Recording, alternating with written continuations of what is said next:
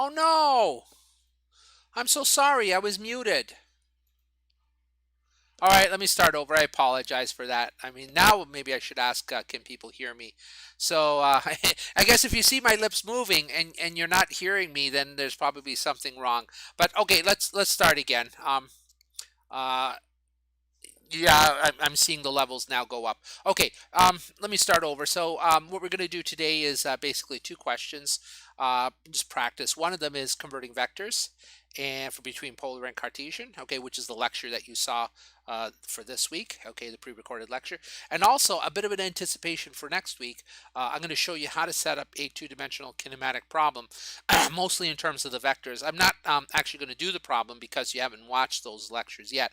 But I didn't want to just give you vectors without showing you the bridge between why we're even studying vectors and how they're going to be used in 2D kinematics.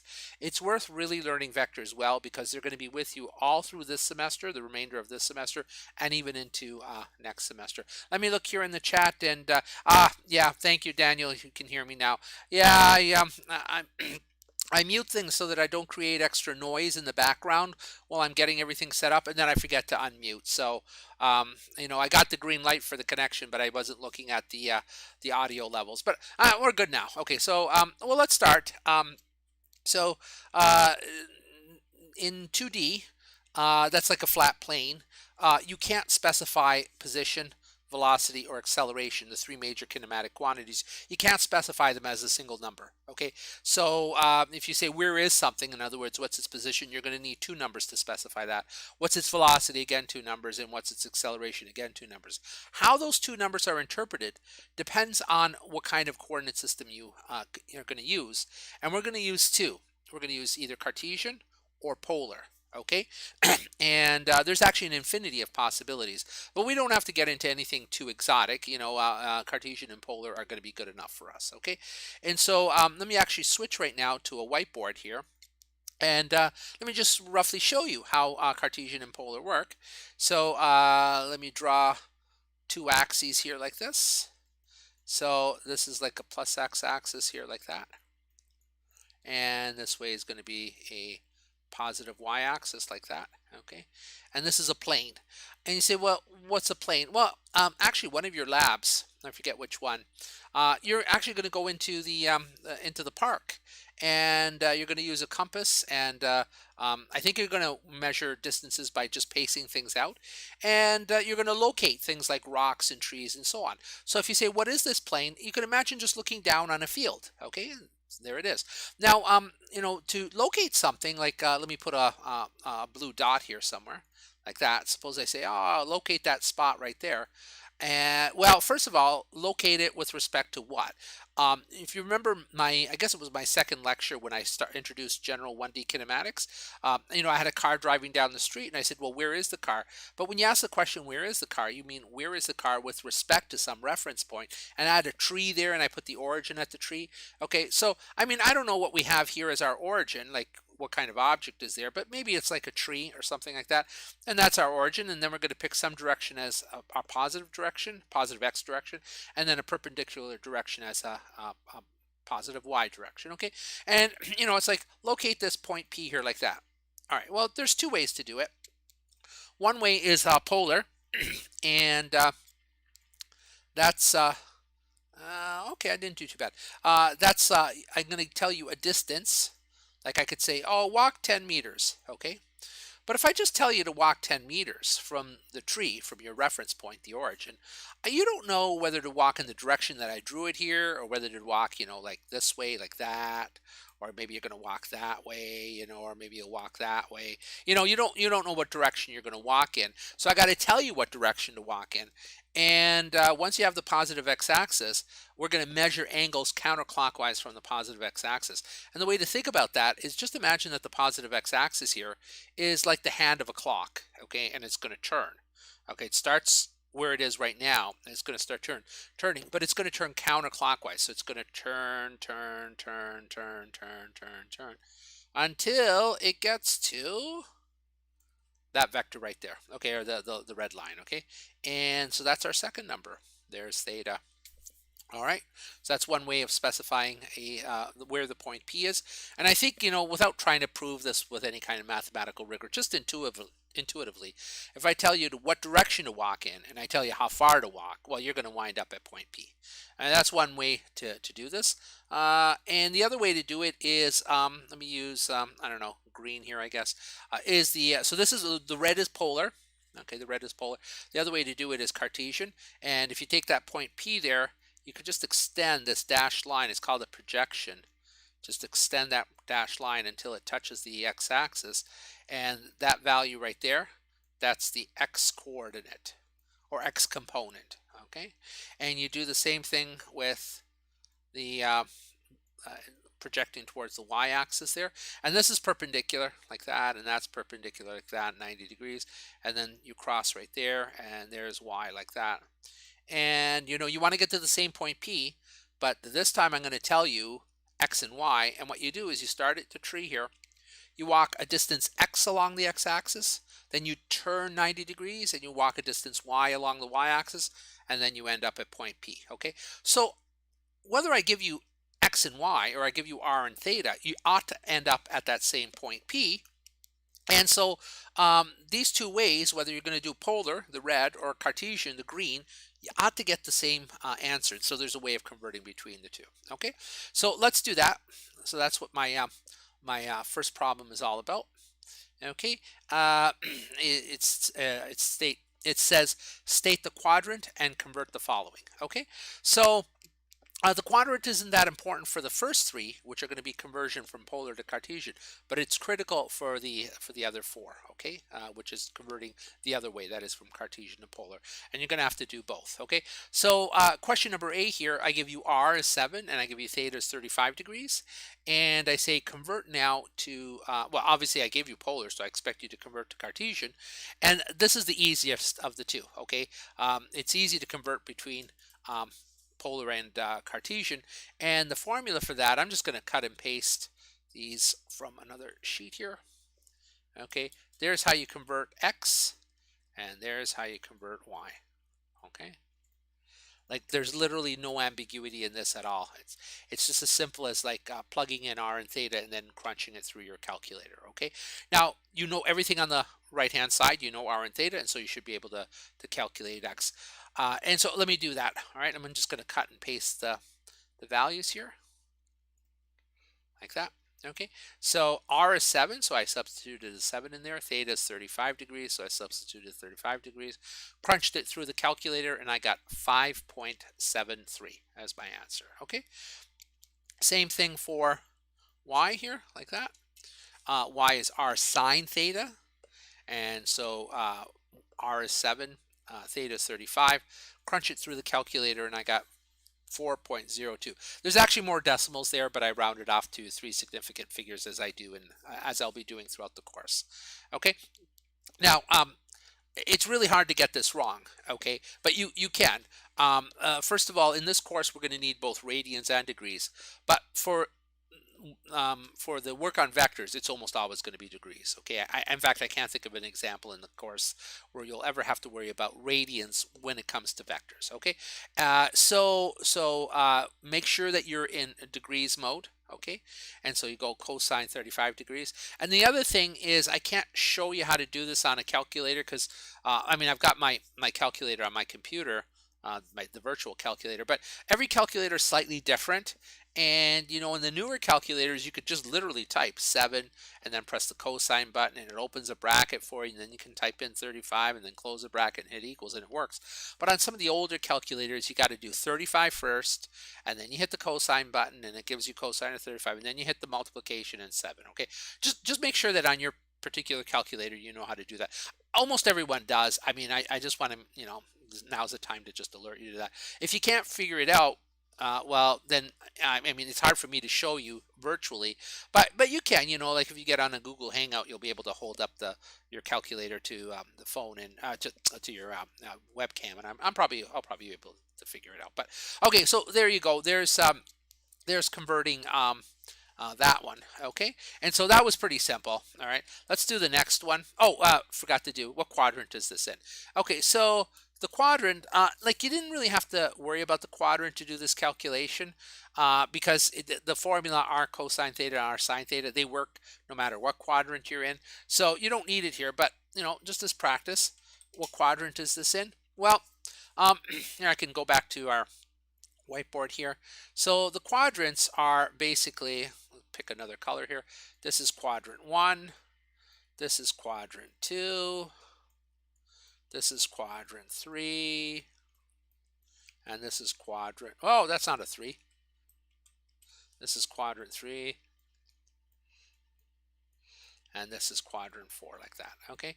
And so the way the quadrants work is between 0 and 90, okay? So if we were going around like that, from 0 to 90, that's quadrant 1.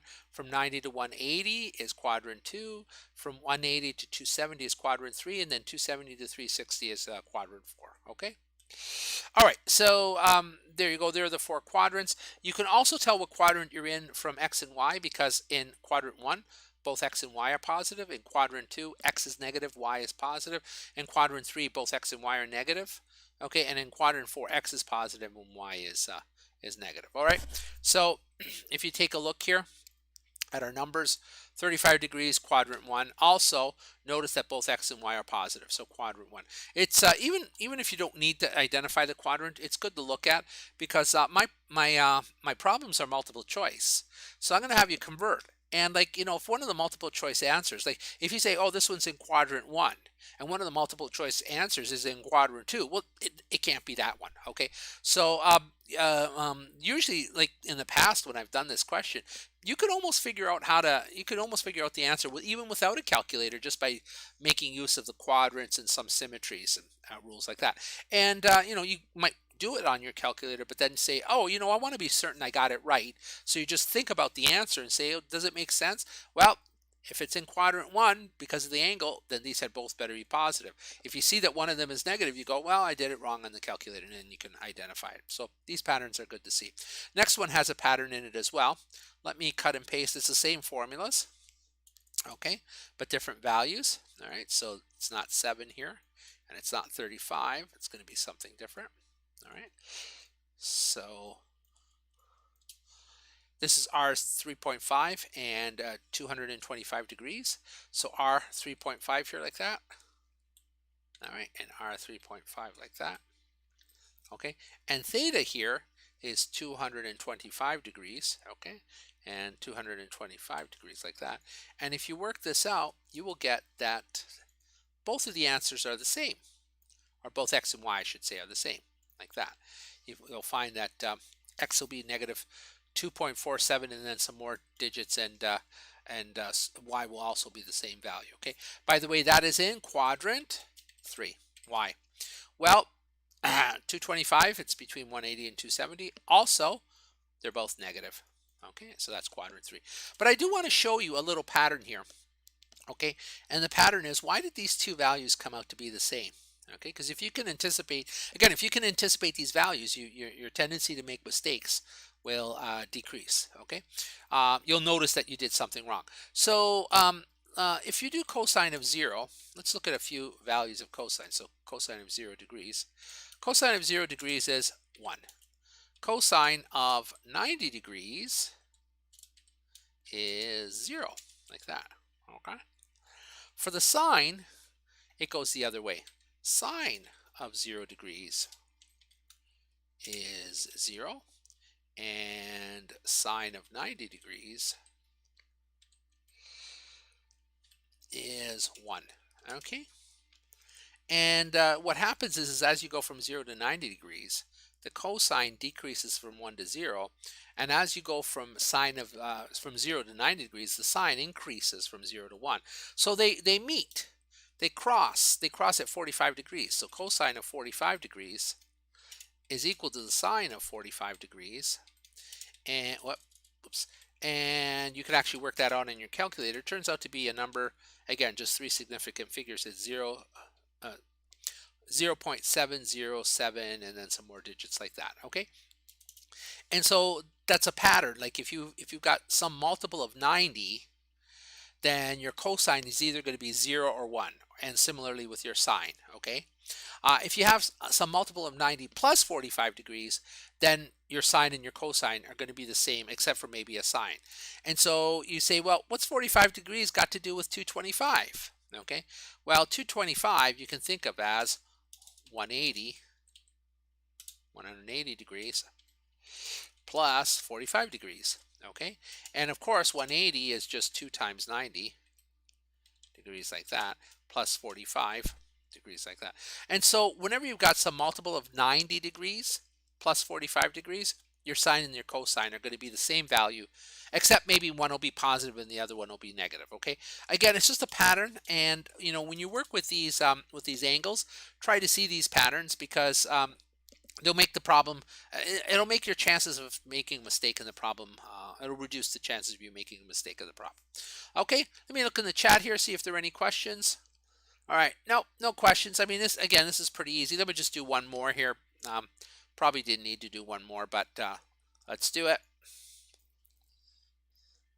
It's this one, and again, the formulas for x is r cosine theta, and for y it's r sine theta, and r is 1.3, so replace r with 1.3. The angle is 337, so 337 in the cosine and the sine, and that gives me an x of 1.20 and negative 0.15. Okay, what quadrant is this in? Well, from the angle, it's bigger than 270, less than 360, so that's quadrant 4.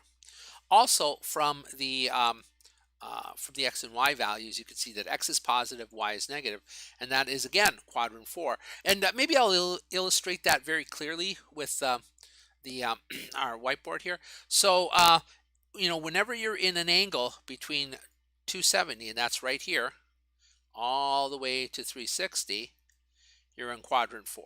Okay, but also you could think of this as x was positive in that value here, like that, and y was negative, and so if you're on somewhere along the positive x-axis and the negative y-axis, you're again in quadrant 4. Okay, so there you go. All right, now that was converting between polar to Cartesian. Okay, now let's go the other way, and this one is more complicated. All right, so let me give you the formula first, and then we'll see if we can understand the formula. There's this one. X is equal to negative 3.4 and y is equal to 1.4. Before I actually even give you the formula, here you will need to identify which quadrant you're in right away. And so which quadrant is this? Well, if x is negative and y is positive, that's quadrant 2. Okay, so just draw out the 4 quadrants the way you saw in my other whiteboard, and just look at which way is x. X is along the negative axis, y is along the positive, and that'll land you somewhere in quadrant 2. Okay, now you don't need the quadrant for the r value. So we're going from Cartesian to polar. That means I'm giving you x and y, and you want r and theta. And you don't need it for the r value. The r value is very simple to calculate. It's just equal to r is just equal to the square root of x squared plus y squared. Okay, and I can't do that. The square root radical symbol. So I'm just going to write sqrt, but that just means take the square root. And the caret here is exponentiation. So you do x squared plus y squared, add them together, take the whole square root, and there it is. Okay. You should probably have seen this before. This is Pythagorean Theorem, okay? And that's because you have a right angle triangle there. All right, so, and I'll show you that in a second. Let me just substitute in the numbers and give you the answer. So for x here, I'm going to substitute in negative 3.4. In fact, maybe I should just show you very carefully how I did that. So here I have the square root of the first number squared plus the second number squared. I'm going to put brackets around that, and you square everything. You square the negative 3.4, including the negative sign. Okay, I mean, I know you guys probably know this, but it's worth repeating every once in a while. Whenever you have a negative number squared, okay, like what does that mean? That means that you're going to take negative 3.4 and you're going to multiply it by the same number again. Okay, well, if you do that, a negative times a negative, the negatives cancel, and you just get a positive number. So you know that when you square a negative number, you get a positive number. Okay. The reason I'm being very careful here is because sometimes on your calculators, what you'll do is you'll go negative, and you'll just be typing 3.4 and then squared like that, and then it'll square the 3.4 and it'll give you a positive number for the square of the 3.4, but then you didn't include the negative sign in the squaring. Okay, and then you get a negative number under the square root, and it'll give you the wrong answer. So you know, having taught this course many years, I've seen students do that. So just be very careful. Recognize that, that negative 3.4, the negative is actually getting squared. Okay. And over here, it's 1.4. Well, that's positive, so there's no problem. And you get 3.68 for that one. Okay. So I'm going to show you graphically why this is true in just a second. But let's do the next formula. The next formula, that is for the excuse me, for the angle, is the inverse tangent, which I'm going to write as tan to the exponent -1. You're going to have to figure out how to do that on your calculator. Okay, so it's the inverse tangent of y divided by x. Okay, but it depends on which quadrant you're in. So this is where the quadrant is very important. Since you're in quadrant 2, you're going to have to add 180 degrees like that. Okay. And depending on what quadrant you're in, you're going to be adding different numbers here. Why that is, the last two questions here, F and G, I'm going to try to show you why this 180, why you have to manually add in the 180. If you're in quadrant 1, you add nothing. If you're in quadrants 2 and 3, you add 180. And if you're in quadrant 4, you add 360. Now, why that's the case, again, I'm just going to try to illustrate it. I don't want to go through all the theory of a multi-valued function. That's beyond the scope of the course. But, you want to have some explanation for why you have to do it this way, okay? So that's how you're going to calculate it, okay? And again, that 180, I had to add it there because it's in quadrant 2. And then, just substituting in the numbers, I get this answer there like that. Okay, I hope my cutting and pasting isn't too fast for you. I mean, I have the answers. I just don't want to waste your time while I putz around with my calculator. So so theta is going to equal the arctangent of the x value here divided by the y value. I'm sorry, I said it wrong. The y value divided by the x value.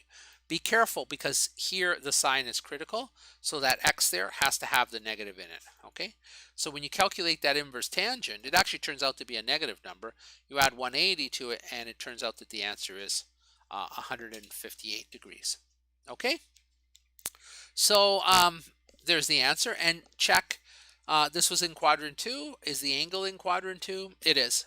Okay, again, quadrant 2 is between 90 degrees and 180, okay, and 158 is in between there. All right, before we move on to the next one, let's see if we can understand why Pythagorean theorem is showing up there, okay? So let me switch to the whiteboard here like that, okay? And let me look at this triangle right here. Let me use, I guess, I don't know, purple maybe? Yeah, why not? Okay, so oh, I don't know if that's working so well. I don't know. I'll do it in blue. It should be okay. So like take a look at this side of the triangle right there that I'm drawing in blue, like that. Okay, that side is x. Okay, that side has length x. Okay, take a look at this other side of the right angle triangle here, like that I'm drawing in now in blue. That side is y. Okay, so you have x and y, and they are at right angles to one another. And then you have r along here like this, and r is the hypotenuse. And so when you have a right angle triangle, what's the relationship between the hypotenuse and the other two sides? R squared is equal to x squared plus y squared. Well, we don't want to calculate r squared. We want to calculate just r. So take the square root of both sides, and you get the square root formula. Okay, so that's how you calculate the r from x and y. Basically, it is Pythagorean theorem. All right, and for the angle, well, let's hang on for a little bit. Let's just do another one over here. So here we have x is 1.7, y is negative 2.2. Okay, and you say, what quadrant is this in? and x is positive, y is negative, and if you think about it, x positive, y negative, that is quadrant 4, like that. Okay, so calculating r,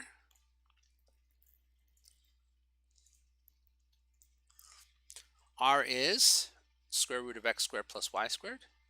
Okay, substitute in the numbers. Actually, I had a negative in there, dropped it. Okay, so substitute in the numbers. Okay, and actually, for the purposes of calculating r, it doesn't matter whether this number is positive or negative, as I just mentioned. Okay, so even if you want to drop the negative sign there, it won't change the value at all.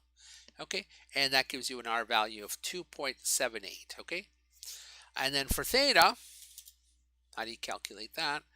It's the inverse tangent formula, so the inverse tangent of y divided by x. But now you have to say to yourself, oh, that's in quadrant 4, and in quadrant 4 you add 360 degrees, like that. Okay, now not something you really have to worry about now, but later in the course I'll make use of this. You technically don't have to add 360, but if you don't, you get a negative value, which is actually the right answer if you interpret negative angles as being measured clockwise. So positive angles are measured counterclockwise, negative angles are measured clockwise. And in that case, you could say not do the 360, but I'm anticipating something that we'll need a little later in the course. For now, quadrant 4, just add in the 360.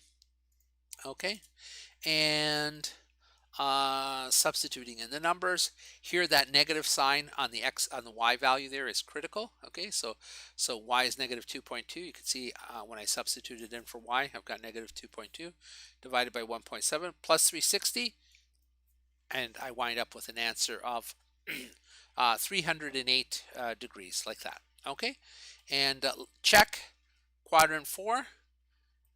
Quadrant 4, the angle should be between 270 and 360, and sure enough it is. Okay, all right, now let's do these last two. At this point it might seem to be boring, but these two I'm going to try to illustrate why you have to add that 180 here. Okay, when you're in quadrant 2 or 3. Okay, so we'll do them together. We'll do both of them simultaneously. Okay, so there's x is equal to 2.1, y is equal to 1.7. What quadrant is this in? Well, that is quadrant 1. Okay, so that's quadrant 1. And here you have negative 2.1 and negative 1.7, and that is quadrant 3, because they're both negative. Notice the values that I've chosen for x and y, their absolute value. X is, in the one case, is positive 2.1, in the other one it's negative 2.1. So it's the same absolute value, it's the same magnitude, it's just that one is positive, the other one's negative. Okay, and over here for the y, I did the same thing. So I had y 1.7, and then over here I chose y is negative 1.7. Okay, so they're kind of the same vector, but they're actually 180 degrees away from one another. If you were to draw them, you would see that you would be pointing this vector, the first vector, in quadrant 1 to a certain point, and then the other point would be in quadrant 3, but kind of like its mirror image. Okay, not that that's important, but just to sort of give you an idea of where these 2 points are. Okay, now if you were to do the r value for both of them, they both turn out to be the same. They both have the same r value. Well, why? Well, let's do one of them here, like this. Okay, so cut and paste, but I'll go slowly here. So r is equal to the square root of x squared plus y squared. Okay, so now substitute in for x. That's easy because they're both positive. So x is 2.1, so 2.1 squared, and y is 1.7, so 1.7 squared. And then work that all out. It turns out to be 2.70, like that. Now, what if you did it for the other one? Okay, so let's do the r value for this one. Oops. Here you would have same formula. R is equal to the square root of x squared plus y squared. Now when you substitute in for x, you've got negative 2.1 and negative 1.7. But I just went through this whole business where it doesn't matter whether that's positive or negative because you're squaring it. And it doesn't matter if this one's positive or negative because you're squaring it. And so when you square these numbers out and you take the square root, you get the exact same value as above. Okay, so there's the r value. That's not the interesting one. It's the theta that's interesting. So here we have um, theta is equal to the, well, you know what? I should have done the formula first. 1 second. Let's grab the formula from up here. There we go. Okay. So theta is equal to the inverse tangent of y over x. Okay. And we don't add anything. I guess you could say you add 0 degrees, but we don't, don't add anything because we are in quadrant 1. Okay. And now when we substitute in for y, here like that, we're going to substitute 1.7, and for x, we're going to substitute in 2.1, and we're going to get an angle of, what are we going to get? We're going to get 39 degrees, it looks like. Okay, 39 degrees like that. Okay, actually, let me put that on another line. Like that, okay? All right, so now let's repeat this for this other problem. But now, let's suppose we forget about, we're supposed to add 180, right? We're supposed to add 180 degrees here. Well, you know what? I can add it in. Okay, I'll just keep it separate. I'll keep it separate. So we're supposed to add 180 degrees here like that. Why? Because we are in quad 3. Okay. Now, when we substitute in for x and y here, okay, for the y value, we're going to substitute in negative 1.7, and we're going to substitute in for the x value, negative 2.1. But take a look at what we have here. In the numerator and in the denominator, they're both negative numbers. Okay, and I guess I've got that plus 180. Okay, it's still there, but I want to focus. I want to focus more on the this part of it right here. Okay, just that part of it. So you'll notice that both the numerator inside the argument of the inverse tangent, both the numerator and the denominator have a negative sign. So they'll cancel out. The negative signs will cancel out, and this will just become this. At this point, you'll notice that this quantity here, the inverse tangent of 1.7 divided by 2.1, is exactly the same as what we had in the previous problem. Okay? In other words, the fact that both x and y were negative means that this particular formula can't tell the difference when both x and y are negative or when both x and y are positive. In both cases, if both x and y are negative or both x and y are positive, you're going to get the same value. Okay? And so if I'd forgotten that 180, all I would have gotten on the next line is theta is equal to 39 degrees, which is wrong because this is quadrant 3 and we're supposed to be in quadrant 180. And so now if I add in the 180 piece to it, then I get the right answer, which is 219 degrees, which is in quadrant 3. Okay? So try to summarize what I'm getting at here. The fact that these are both negative means that the negative sign there and the negative sign there will both cancel out, giving you like a positive number divided by a positive number. And so if both x and y negative are the same as x and y both positive, that means that the value in quadrant 3 that this formula gives you is the same as the value in quadrant 1, and it can't tell the difference. Okay, now this happens because this is, like I said, it's this multi-valued function. Okay, the inverse, the tangent is a normal function, but the inverse tangent has many branches to it, and it depends which branch of the function you're on, what answer you're going to get. And so you have to manually like put in what branch of the function you're on. And so in quadrant 1, you don't add anything. In quadrant 2 and in quadrant 3, you have to add a 180 to be on the correct branch, and then in quadrant 4, you have to add 360. Okay, so that's why I gave you these last two problems here, to just try to really drive home why it is that you have to add in that extra 180. Okay, by the way, your calculator doesn't know anything about what branches they're on. Okay, so if you did this on your calculator, you just do inverse tangent of the negative number divided by the negative number, and of course, it would just give you 39 degrees. And then you would look back and go, wait a sec, 39 degrees, but you're in quadrant 3, I'm on the wrong branch. The calculator doesn't know about which branch of the function you're on. You have to say, oh, I'm on the branch that's 180 degrees displaced because I'm in quadrant 3. Okay, so I hope that's a sufficient explanation for what's going on there. Okay, let me look in the chat to see if there's any questions. All right, we have the leg is pretty good to well, it's very little leg today, so it's about 15-second delay between when you might type a question and when I'd answer it. But I don't see any questions, so if I see no questions, I'm just going to assume that you guys are are following along with this. And for your assignment for next week, I'm just going to have a bunch of questions like this. It might be a quick assignment, but I'll have a bunch of questions just like the ones that we just did. Okay. Now, to finish off the lecture, I guess we've got another 10 minutes or so to go. I wanted to show you why you need two-dimensional why you need vectors for two-dimensional kinematic problems. Okay, so we're not going to do this problem completely. I'm just going to kind of set it up, at least in terms of the initial position, final position, and so on.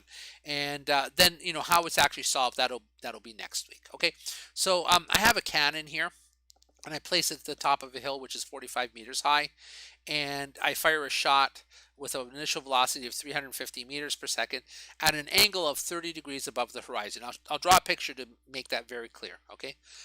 And then I say if we place the origin at ground level just below the cannon, what is the initial position, the initial velocity, the initial acceleration, okay? So not interested in like where it's going to end up and all that, or the time of flight. That again is what we'll go through in detail next week. But I just want to show you how that initial position and even the initial velocity, they have to be vectors, okay? And even the acceleration, okay, although it's fairly simple because acceleration due to gravity is just straight down. Okay, so let's do this. Let me switch to my other whiteboard again, and let me create a new whiteboard here like that, and zoom in a bit so it's a little easier to see. Let me see what that looks like. That looks good. Okay, so remember there's like 3 steps in drawing a diagram. The first one is to just draw physically what you would see, and so here's a hill, okay, like that, and up at the top here, and I'm terrible at drawing, so here's the wheel of the cannon, like that, and here's the cannon, like that. All right, okay, not too bad. All right, there's my cannon. All right, and what else would you see? Well, if you actually saw this happening, the cannonball here would go wee like that, and then land somewhere down like that. Okay. All right. So this is like the first step. Just physically what you would see. Okay. And the second step is to add coordinate system, and that means both identifying position and time, but it's really the position one that I'm interested in. Ground level is down here. There's my ground level. Okay, so that blue line's ground level, and let's just put the x-axis right along ground level like that. Okay. All right. The next thing I said in the problem was let's put the origin directly below the cannon. So the origin, that's our reference point, is right there. Okay. The thing is like you take a look at this path here, and the path is curved. Okay, so there's no way you could do this problem with just an x-axis. It's not as sufficient. It doesn't, like, it's not traveling along a straight line. So you can't put a ruler like along this curved path here and be able to say how far along the ruler it is. So all the problems that we've done up till now, you've had like a car driving down the street was straight, or I throw a rock straight up and then it comes straight down. So as long as you're throwing it up, it'll come straight down, and that's still one dimension. But if you fire something off at an angle like this, it's going to follow this parabolic curve like that, and that's just 2D. So you can't do it with just an x-axis. You're going to need a y-axis, so there it is. There's my y-axis like that. Okay? All right. Now, whenever you set these problems up, you say, okay, what's the initial position? All right, the initial position, the cannonball is, let me do it in red, I guess, maybe here. There's my initial position for the cannonball, okay? And you say, well, I want to specify that initial position. You can't do it with just one number, because I know it's like, it looks like it's on the y-axis, but I mean, I could have put my y-axis elsewhere, or like that's a special point. Maybe I want to know where is this, like that position right there where the cannonball is right there. Okay, well, that's a point in the xy plane, and I think you could see right away if it's a point in the xy plane, you're going to need either Cartesian or polar. Okay, now you have to know both, But for the equations, the Cartesian is better. And so you take a look at this point here, okay, where the cannonball is initially, and you need both an initial x, but you also need an initial y, okay? So you're going to need two of these things, two quantities there like that, all right? And then you just read that off of the diagram. So, you know, this is 0, 0 down here, okay? And so you say, well, what's its y value? Well, y equals 0 would be ground level. And then, you know, like up here might be 10 meters, then 20, 30. How high is the top of the hill? Well, I told you that the top of the hill was 45 meters. So the y value of the initial position is 45 meters, okay? Like that. And the x position, well, how far did you have to move along the x-axis? Well, you're right underneath it. So the x value is 0 like that, 0 meters, okay? Both of these numbers together are the initial position. The initial position isn't just the x naught, it's not just y naught, it's both of them, okay? And so you have to, you know, just like we did in 1D where you identify initial position, initial velocity, final velocity, and acceleration and time. For the positions and the velocities and acceleration, you're going to be identifying pairs of numbers. Pairs of numbers because, again, it's 2D, and so these are vectors, okay? All right, so yeah, I won't do the velocity. I think, you know, maybe I'll do that one after you've watched the video because it's a little bit more involved. But let's do gravity. Okay, the acceleration due to gravity is a vector which is straight down like that. Okay, well this one's kind of nice. It also has an x and a y component, ax and ay, like that. And if you think about this, the x component, I mean, is there any part of like if a were this way, like that, okay, well then you say, oh, it looks like, you know, things, you know, if there's an object here, it's being pulled a little bit to the right, okay? Or, you know, if the vector were this way, then you could say, oh, you know, it looks like, yeah, it's going down, but it's also being pulled to the left a little bit, okay? But no, it's straight down, straight down. And so the acceleration vector has no x component at all. Okay, so that's 0. The y component is, of course, still negative 9.8, or we'll round that off to negative 10 meters per second squared. Now, when you do these problems a lot, you forget that the ax is 0 because you never use it. But it's there, isn't it? And so even the acceleration is a vector. Okay. And then, of course, there's the initial velocity, which, like I said, I won't do the details right now, but, you know, it would be like a vector this way, right? Oh, that's terrible. Hold on. Try it again. Yeah, that's a little bit better. Okay. See, it would be a vector, like, you know, up at that angle. I know it changes because, you know, as it starts to curve, the velocity vector will change direction. But, you know, initially, that's your initial velocity there. But you'll notice that it's not only going to the right, which means it's got an x component to it, but it's also kind of going up. And so even your initial velocity there would have a v initial x component and a v initial y component. Okay, so all of the vectors, all of the kinematic quantities, position, velocity, acceleration, and whether they're initial or final doesn't matter. They're all going to be pairs of numbers. And so before you start plugging into the equations, you know, you'll go through these 3 steps. Draw the picture, just physically what you'd see, that's the black. Draw in your coordinate system, that is your x and y axis, that's the blue. And then your third step would be to read off the numbers for your initial final position. And when you go to read off those numbers off of the diagram, you go to read the initial position, pair of numbers, okay? You go to read the final position, which is down here, it would again be a pair of numbers. Even if you don't know the value of one of the pairs of numbers, it's still a pair of numbers, okay? The acceleration, a pair of numbers. Initial velocity, a pair of numbers. Final velocity, a pair of numbers, and so on, okay? So, you know, I'm not going to go through it in detail, but hopefully this helps you to understand why you need vectors. And why do you need to convert between Cartesian and polar? Well, because the information I gave you here about the angle in there was that it was, I forget now, what did I say it was? I said it was 30 degrees, okay? And as soon as you hear the word degrees, right, what should you think? it's polar. So I might, in the word problem, I might give you polar information, and in order to plug into the equations, you're going to have to convert to Cartesian information. Okay, so there you go. There's the vectors that you're going to need, or how you're going to use vectors for 2D kinematics. Okay, let me take a look here in the text chat, see if there are any questions. And if not, that's the end of the lecture. Okay, hopefully this was helpful, and I don't know. Let me know. Just type in the chat there if you're good, or if you have any other questions, or if you want me to go over something else. I mean, there's a few more minutes left. Um, Otherwise, we'll just end the stream. Everyone good?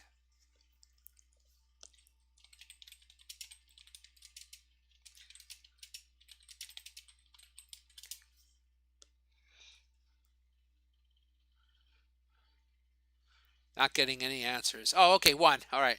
Oh, hi, Jeff. Yeah, thanks. Yeah. I assume that when I don't get any answers, that everyone has fallen asleep at their monitors. Okay. So, all right, guys. Let's end it there. And if you want, I'm on a Google Hangout this evening.